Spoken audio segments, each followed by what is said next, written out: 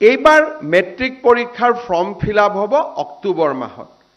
অক্টোবৰ মাহত form fill up হৈ যোৱাৰ পিছত ফেব্ৰুৱাৰী মাৰ্চলৈকে অসমৰ গাঁওসমূহত আমি নিশাৰ স্কুল, নাইট স্কুল, অৰ্থাৎ সেই গাঁৱৰ যিজন BA BSc পাছ কৰা ল'ৰা ছোৱালী আছে, সেইজনে গাঁৱৰ ল'ৰা ছোৱালীখিনিক বিদ্যালয় পাৰ হৈ যোৱাৰ পিছত একত্ৰিত কৰি তেওঁলোকক স্পেচিয়েল ক্লাছ কৰাৰ ব্যৱস্থা কৰক।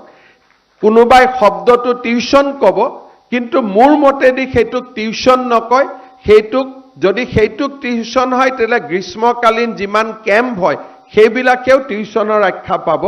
ইয়াত প্ৰফেশ্যনেল কাম কম থাকিব।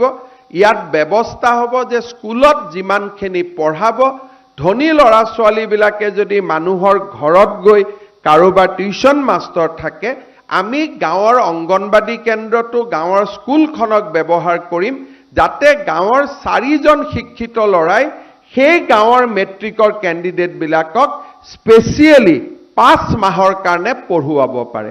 আৰু তাৰ কাৰণে এইবাৰ আমি প্ৰতিজন মেট্ৰিকৰ কেণ্ডিডেটৰ বিপৰীতে 300 টকাকৈ বাজেট ৰাখিছোঁ।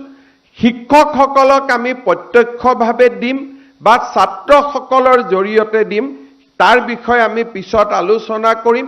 গাঁৱত যদি 50জন ষ্টুডেণ্ট আছে, 2জন গ্ৰেজুৱেট পাছ কৰা ল'ৰা আছে, তাতে এই 4 মাহ তেওঁলোকে মেট্ৰিকৰ ল'ৰাখিনিক ভাল কৰি পঢ়াওক, ভাল কৰি শুনাওক। আৰু মই ঝাৰখণ্ডত নিৰ্বাচনী প্ৰচাৰৰ সময়ত এটা NGO চলোৱা এই বিদ্যালয়বিলাক চাই আহিছিলোঁ, বহুত এফেক্টিভ হয়। সেই ধৰণৰ এটা প্ৰয়োগ এইবাৰ আমি অসমৰ গোটেই গাঁৱত কৰিব খুজিছোঁ যে চৰকাৰে মাননি দিব, গাঁৱৰ শিক্ষিত ল'ৰাজনে 6টাৰ পৰা ৰাতি 9টালৈকে মেট্ৰিকৰ কেণ্ডিডেটখিনিক পঢ়ুৱাব।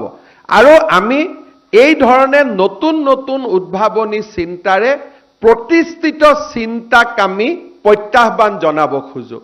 আমাৰ গোটেই মোৰ 4টা বছৰৰ কাম কাজে হৈছে প্ৰতিষ্ঠিত চিন্তাধাৰাক প্ৰত্যাহ্বান জনোৱা। যিটো চিন্তাধাৰাই অসমক 75 বছৰ পিছুৱাই ৰাখিলে, যিটো চিন্তাধাৰাই অসমক ডিপেণ্ডেণ্ট ষ্টেট কৰি তুলিলে, যিটো চিন্তাধাৰাই অসমৰ প্ৰতিজন মুখ্যমন্ত্ৰীক দিল্লীত ভিক্ষা মাগিবলৈ বাধ্য কৰিলে, আমি সেই চিন্তাধাৰাক প্ৰত্যাহ্বান জনাই এখন নতুন সমাজ নিৰ্মাণ কৰিব খোজোঁ, যিখন সমাজত অসমে নতুন ভূমিকা গ্ৰহণ কৰিব। ভাৰতৰ বিকাশত অসম কণ্ট্ৰিবিউটৰী ষ্টেট হ'ব, অসম ভিক্ষা আগবঢ়োৱা প্ৰদেশ নহ'ব, বৰঞ্চ ভাৰতৰ বিকাশত অসমে এটকা হ'লেও বৰঙণি আগবঢ়াব।